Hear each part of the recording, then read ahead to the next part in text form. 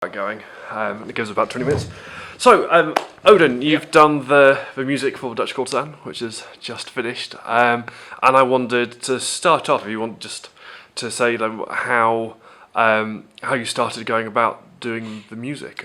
I got the script for the play. I got the play very early on. I think September 2012 or October even. Read that through. I had a little meeting with Mike where he said he hadn't really got an idea exactly where the design would go. The design or the aesthetic of the play would be taken. But he mentioned that it might be something along the lines of kind of near future, slightly kind of dystopian or kind of gritty and industrial, and he explained some kind of very brief ideas that he'd had about set and from meetings that he'd had with the designer Jan B.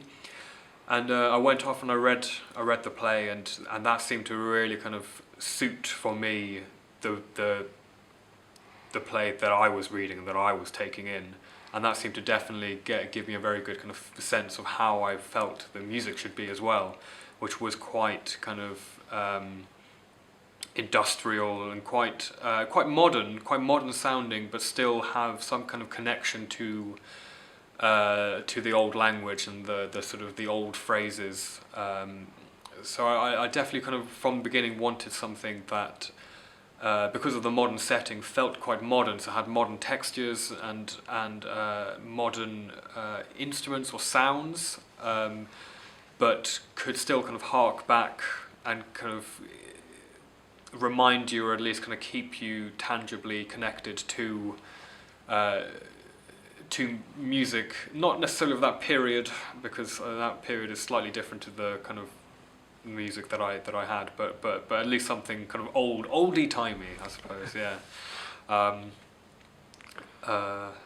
So, I mean, how do you? I mean, do you use that when you come to? So, is that something you choose when you compose the music? Is that something you sort of build in, or is that to do with the it's a particular style that then it follows, or is that sort of a selection of instruments, or how do you go about that kind of thing? Well, usually when I kind of sit down to start and think about composing something for a play or for a film, I usually spend the first few kind of sessions, kind of personal sessions or thinking about it. I usually spend it just conceptualizing, so just kind of not actually putting any notes to anything except kind of very loosely in my head, but just kind of thinking about what's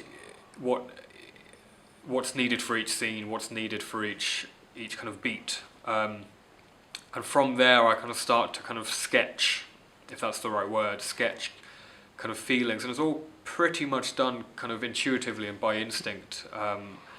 And actually, a lot of the early ideas that I had for this, I ended up not using. I remember there are certain kind of chord motifs that I had running through my head very early on that I've ended up not using because I attended some rehearsals, and after attending rehearsals, I sort of saw things as being completely differently, and I saw the actors portraying the characters slightly differently to how I saw them in my head, and so I had to adapt and work along with that. And that was quite easy because usually if I see things being performed in front of me, I kind of start to daydream and I start to listen to the recording or the soundtrack in my head as I could kind of imagine it, and from there I'd go away and I'd sit down and I'd do some sketches on my laptop with my computer program, and try to kind of follow on from ideas that I had in rehearsals and kind of grow from there. Okay. So do you find that sort of rehearsal process is a very important part? Because it seems to me that often music is sort of very much incidental and it doesn't really relate, whereas there's certainly this felt that the mood of the music at any one point fit exactly between the scene that it preceded and led into, and seemed to bring the whole thing together really nicely. I'm very much of the mind that kind of soundtrack music is very different to just music, because music, you know, you listen to it, but soundtrack music that's involved in play or film, it's much more than just listening to the music. That music has to direct the audience or direct the viewer in a certain emotional way, and so it's very important to my process, at least, as the composer, to attend as many rehearsals as I can and to get into the play as early as I can, because I think that's incredibly important for me to be able to then go away and think, right, that's that's how the director wants that scene to go. So now I need to try and resonate that emotion using the music as well, and I need to catch that emotion with the music, and hopefully very subtly let the audience know just by kind of listening to it very loosely, kind of what direction they should be feeling towards the play or the scenes and settings. So for this, you also composed a number of songs, which also requires the actors to sing, who don't necessarily spend a lot of their time singing. How did that process work? Did you work with them a lot? And were there sort of bits of it were easier than others, or? No, I mean, it was pretty straightforward with teaching, composing or writing songs and teaching the cast members the songs. And it only took about one session for each actor to go over the song and kind of compose it, actually. I organised rehearsals with each of the actors that I'd be teaching songs to, and came up with kind of loose ideas for each song, but wanted to meet up with them first to make sure that they were comfortable in the key and were comfortable singing the parts that I kind of had in mind, but also for them to help me a little bit get a grasp on how they'd want the song to sound. And so there were one or two songs that I had to redo, and I'm glad I did, because actually both of those songs turned out way better the second time round. So there were a couple of instances where getting Mike's feedback was very helpful in order to actually get a much better song out. I was going to say, is there something that, because all the songs were taken either from the original text or from pinched from elsewhere, but from a contemporary text. Does that more challenging then? That you have to work with slightly different cadences and phrases than you would expect now, or do you tackle it more or less the same way as you would a sort of a modern set of lyrics? It was fairly kind of similar. There was one or a few times where I did have to ask, what does this line mean, because I'm not quite sure. And actually one of the songs, I think, in fact actually two of the songs I took in a very different direction, just based on what I thought the song was and what the scene needed. But then Mike kind of told me, no, you need to kind of think about it like this, and then I kind of went off, thought, okay, right, and came back, and it was much more kind of on point. But in terms of kind of using the language and trying to write a song to the language, it